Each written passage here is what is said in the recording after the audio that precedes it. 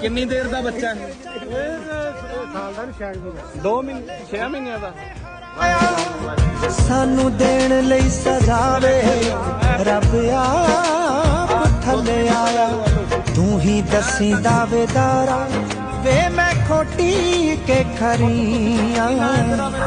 ਇੱਕੋ ਦੁੱਖ ਰਹਿਣਾ ਤੈਥੋਂ ਦੂਰ ਹੋ ਕੇ ਮਰੀ।